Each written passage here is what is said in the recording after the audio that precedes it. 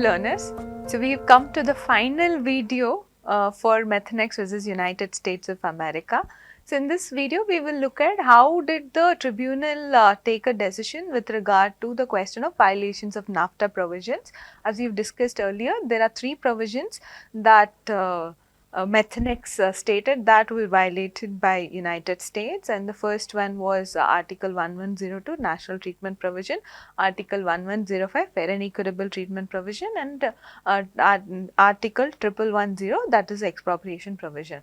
So with regard to Article 1102, the National Treatment Provision, we had an interesting argument from Methanex side as well as from the United States. We can see that Methanex had cited many cases from WTO, and therefore it for the interpretation of national treatment provision, Methanex relied on WTO jurisprudence, especially the jurisprudence with regard to like product. And we can see, as per WTO jurisprudence, like products extends also to directly competitive and substitutable products. So this flows from Article 3 of General Agreement on Trade and Tariff, the GATT agreement. So there was a footnote, an interpretative note, which included directly competitive and substitutable products. So that is what Methanex relied on to argue in the context of investment arbitration. So here US as well as International Institute for Sustainable Development, Canada-based organization, which submitted an amicus curiae submission.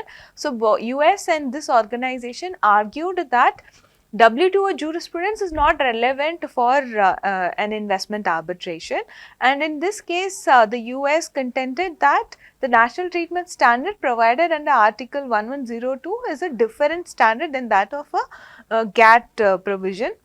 And here the tribunal also accepted their contention, and the tribunal stated that we can clearly see that Article 1102 gives a protection to the investor, that the investor will not be given no less favorable treatment than a domestic investor, and in like circumstances, right. So the tribunal stated that the way the Methanex wants us to read Article 1102 is that the foreign investor will not be given no less favorable treatment than the domestic investor with regard to a directly competitive and substitutable product.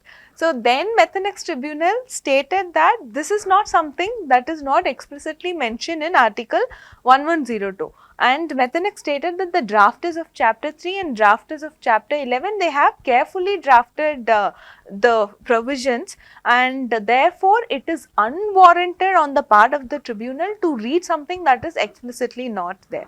So the tribunal stated that the correct comparison, so the like circumstances in Article 1102 would mean that most direct comparable person in case of in the domestic context, and then the tribunal concluded that in that would be methanol producers of US, and since the ban extended to methanol producers of United States as well, so the tribunal came to the conclusion that Article 1102 is not violated. The tribunal also stated one more thing in the context of Article 1102, that is that the discrimination should be in the context of nationality. So that also, so it sort of, even I personally would say that is a very narrow approach of looking at a national treatment provision, but that is what the tribunal stated here. But one thing is that adopting such a narrower approach, especially in the context of challenging an environmental regulation, may be celebrated by certain stakeholders like the environmentalists. But otherwise, purely looking at it from the national treatment standard perspective, then this may be a narrower approach. Okay, so this is with regard to Article 1102 National Treatment Standard. If we look at FET clause, Article 1105, so here Methanex contention was the California's measure were discriminatory and there was lack of transparency. Primarily for this argument, Methanex relied on the meeting between Governor Davis and ADM officials, and as it was held earlier that there was there couldn't be any adverse inference from a private meeting. So what had happened was the tribunal stated that Methanex did not adduce any evidence with regard to the discriminatory nature of California's measures, and thereby rejected the contention that California's measures violated Article 1105. And with regard to the third provision, that is expropriation provision given under Article 1110 of NAFTA. So here also Methanex's contention was that it lost the share of oxygenate market, and that amounts to expropriation, as we have discussed in previous videos in detail, especially with regard to the police power video. We have seen the approach the tribunal had taken in order to answer this question. So let me very briefly mention it here. So what the tribunal stated was, with regard to the question of expropriation, the tribunal concluded that the governments, countries have a police power. I mean, it did not explicitly use the term police power. So the government has a power to enact non-discriminatory regulatory measure for protecting public purpose, provided it is enacted with due process, unless specific commitment was given by the government to the investor that such a regulation will not be adopted. That was the standard. Basically, we say that it adopted a police power doctrine approach, even though the Methanex Tribunal did not explicitly use the terms police power, but we can see that is the standard it had adopted to review the regulatory measure. And in this case, by saying that, so this was a non-discriminatory measure and it was done for the protection of environment, and therefore there is no expropriation. So thus there is no violation of Article 1110 of NAFTA as well. This is how it concluded. So here we could see that Methanex was not able to sort of prove any violation of NAFTA provision.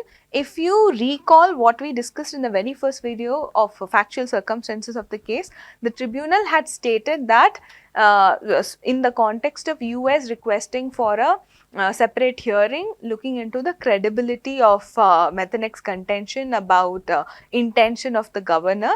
So then the Methanex tribunal stated that it will award the cost on one of the parties depending on the outcome. So here, since Methanex was not able to prove any violation of NAFTA provision, tribunal ordered Methanex to pay the legal cost of United States as well. So then that was the decision in this particular case. Beyond the facts of these cases, we could see that there was a 9th Circuit case filed by Oxygenates Fuel Association. They also contested the ban on MTBE. They also wanted MTBE to be used as an oxygenate. So they also filed a case, but the local domestic court also had stated that the state has sufficient latitude to take any regulatory measure for the purpose of protection of environment. So we see beyond the framework of ISDS as well, this has been the consistent approach of judicial forum. So US courts have also stated that countries do have some sort of a leeway to adopt any measure, regulatory measure for the protection of environment. And this is a judge, this was considered to be the first award where an environmental measure, the regulatory power to enact environmental measure was something that was upheld in a NAFTA arbitration, ISDS arbitration, and that was celebrated by many, especially environmentalists. We can see Professor Swarna Raja also commenting many good things about it, especially the fact that cost was ordered on the investor to reimburse the cost of the host state, right, in fighting this particular case. So overall, I mean, by per se looking at it, it had adopted a very narrower approach for interpreting Article 1102. It also adopted police power doctrine. The tribunal adopted a police power doctrine. So we could say that it sort of could be considered to be a template, especially for reviewing regulatory measure, and that is what the host state would probably want, to have such a stricter mechanism or a narrower interpretation of the provision, if at all the provision is challenged, provision is invoked for challenging an environmental measure or any other measure taken for public interest. It could be a public health measure as well. So with this, we will conclude our discussion on Methanex versus United States. In the next video, we will be looking at one other case where environmental measure was challenged. Thank you.